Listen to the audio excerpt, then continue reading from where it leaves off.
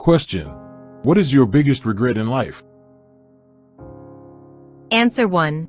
I knew it was the start of an exciting week, but it went in a completely different direction than expected. My boyfriend came to visit me as I was defending my thesis on Monday and finishing university. I was extremely excited. My whole family and friends were coming too. Everything went perfect. I prepared well, defended my thesis better than I expected, and then celebrated over lunch with everyone. My mom brought food and baked cookies for a party I held that evening. Bunch of friends were there, we went out and had lots of fun. The next day my mom called around 2 p.m., as usual. She asked how everything went and what I was doing. I told her I was cooking and asked her how she was and what she has been doing. My mother just came back from a funeral. Who died? I asked. The answer struck me and tears started coming down my face like a freaking waterfall. I couldn't talk for hours. It was my friend's. He died last Friday and I knew nothing about it. I knew him since we were kids. We were in the same class in elementary school. We went to same high school and hung out. When I had chickenpox in 3rd grade, he brought me homework and 2 weeks later I was doing the same for him. He was my prom date. I even taught him how to dance. We had been practicing for weeks, or we practiced for weeks, prior to prom. He was one of the best people I've ever known, smart, funny, knew how to listen. Just to point out what kind of guy he was, I'll tell you that he got drunk at the prom and my dad picked us up so that he doesn't have to drive drunk. The next day he bought flowers, came over to my place and apologized to my parents for getting drunk. How many guys like that exist? He had a lymphoma, a very rare kind, but he got better and even went back to the university. He went into remission only few weeks before he died and the illness progressed very fast from that point. Nobody wanted to tell me. My parents kept that a secret because they thought it would distract me from graduating. Also, they wanted me to feel the joy of finishing a big chapter in my life.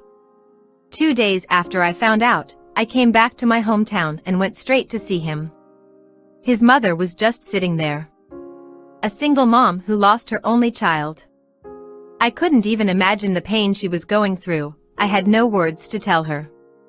So we just sat there for hours and cried. I made her go home to eat something and promised her I wouldn't leave until she's back. She would just sit there, every day, the whole day. And how the hell was I supposed to explain why I couldn't attend his funeral?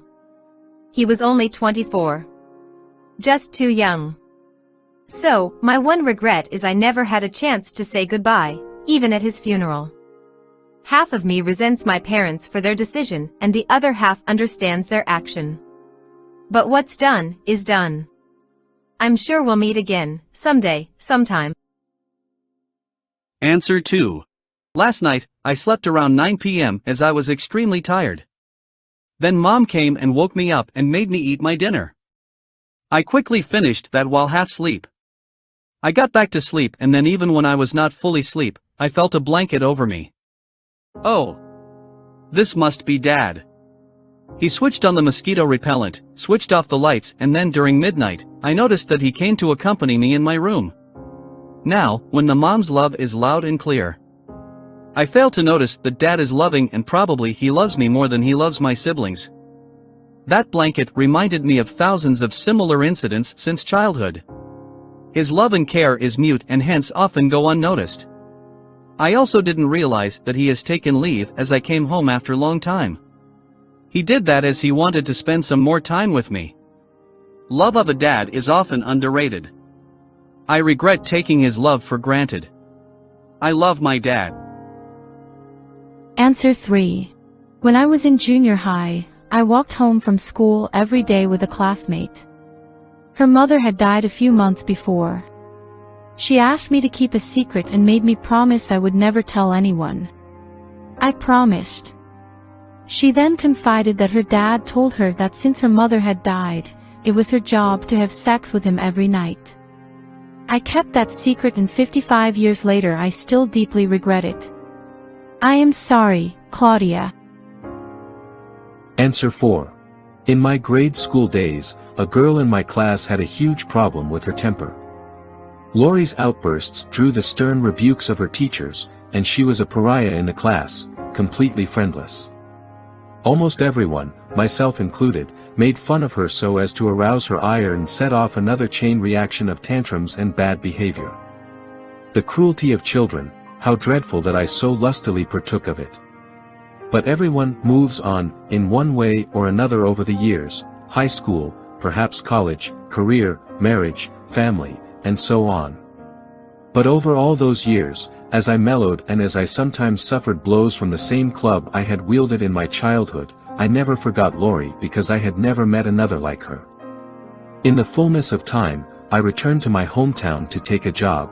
After a few years, I was invited to join the board of a local cultural organization, and made the acquaintance of Joan, a remarkable older woman who was an officer in that organization.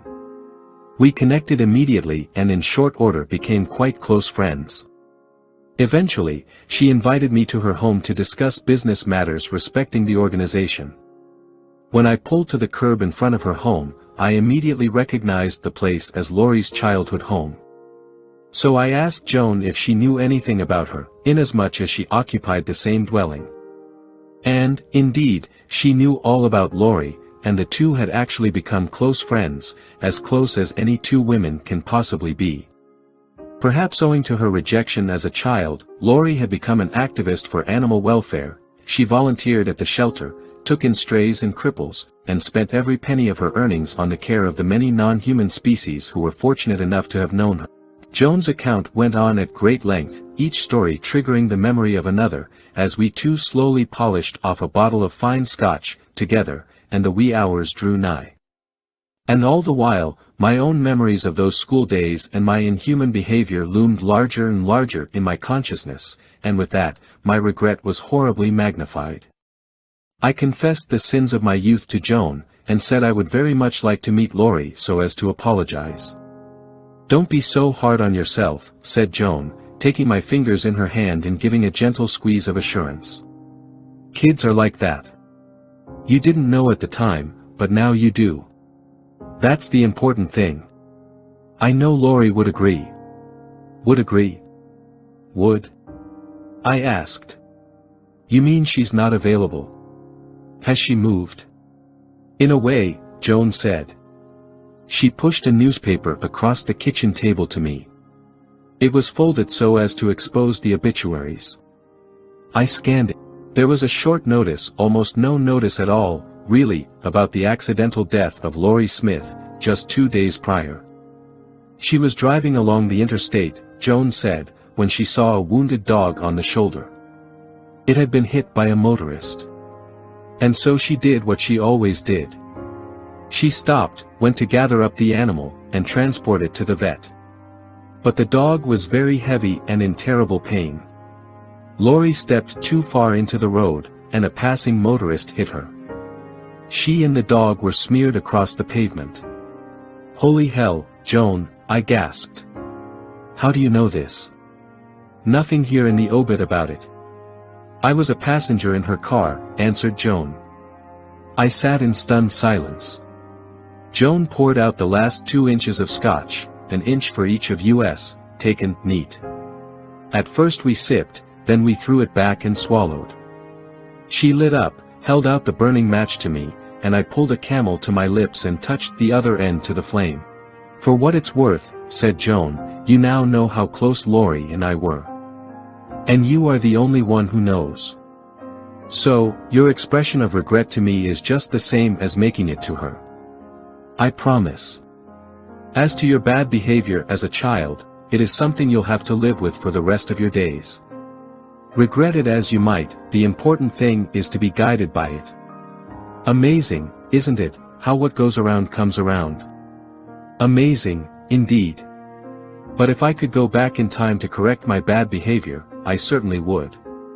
I would not be Lori's tormentor, but rather her friend, maybe even her hero. And for all the guidance I have today, none of it absolves me of my behavior then. I still regret.